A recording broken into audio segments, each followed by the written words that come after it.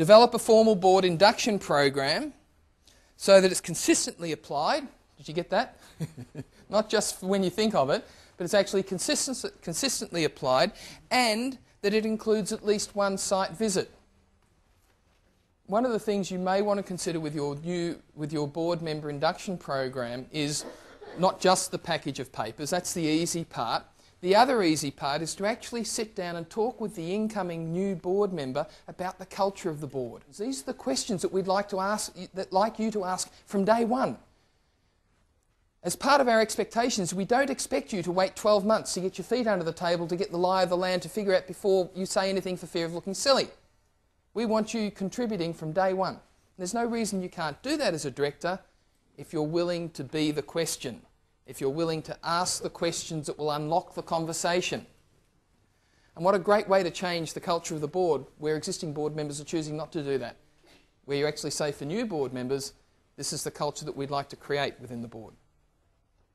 That to me is a much more powerful strategic way of looking at board induction than just sending out a package of materials.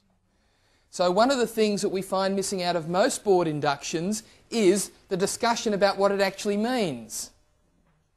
So it might be a half hour or an hour with the chair of the board talking about the culture, the way we make decisions around here, right?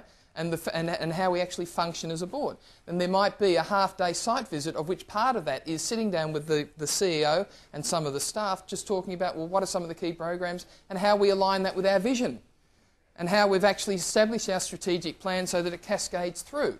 And this is our risk management plan. Here are the top 3 risks that we've got. So that then the board member, at their first board meeting, has a feel for what the organisation's about without being fed a whole lot of paper information. Now, some organisations in terms of board induction are having it all online now.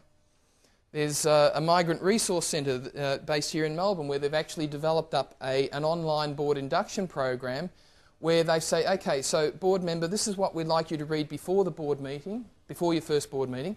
Here's what we'd like you to read within the first 3 months, and here's what we'd like you to read within the next 6 months. As well as that, here are your 2 site visits that there is an expectation that you will participate in, and here's where you sit down with either the chair or the CEO to talk about the culture of the board.